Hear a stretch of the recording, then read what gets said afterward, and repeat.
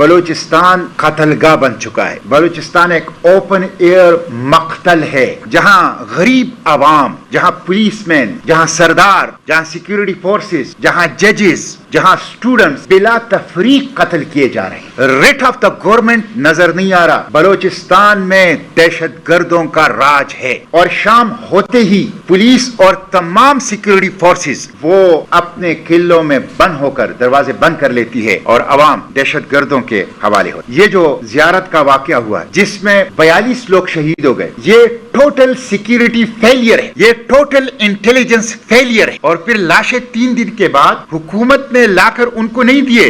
مرحومین شہداء کے ورثاء نے خود مذاکرات کر کے اپنی گاڑیاں ارینج کر کے اس میں اپنی لاشوں کو لے، اور پھر 2 درجن لاشیں کئی دنوں تک کنٹینر میں انہوں نے رکھے. اور حکومت کی بے حسی، صفاقی اور سنگدلی کو دیکھیں کہ کئی دنوں کے بعد جا کے ان سے مذاکرات کر کے ان کے جائز مطالبات کو زبانی حد تک منظور کرنے کی کوشش. تو یہ ٹوٹل فیلئر ہے. بلوچستان میں حکومت نام کی کوئی چیز نہیں ہے. ہم تحریک تحفظ آئین پاکستان مطالبہ کرتے ہیں کہ بلوچستان حکومت فوری مستعفی ہو جائے.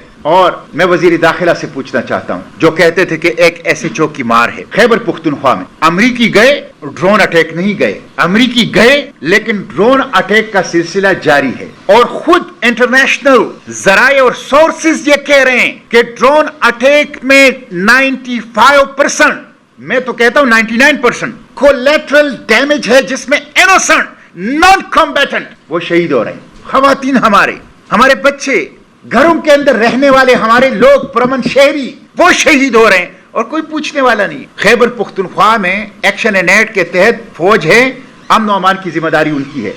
دیر کے اندر جو واقعہ ہوا، ہم پوچھنا چاہتے ہیں کہ جب امریکی گئے تو ڈرون حملے کیوں نہیں گئے؟ ہم پوچھنا چاہتے ہیں کہ آپ نے بار لگائی، آپ نے فوج ڈپلائی کیا، آپ نے 25ویں آئینی ترمیم کے تحت پولیس بارڈر تک پہنچائی، آپ کی انٹیلیجنس فورسز ہیں، تو یہ دہشت گردی ختم کیوں نہیں ہوتی؟ آپ نے خیبر پختونخوا کو ایک مورچہ ڈکلیئر کر دیا ہے جہاں 20-25 سال سے جنگ جاری ہے، اور آپ اس صوبے کو اپنے حقوق بھی نہیں دے رہے.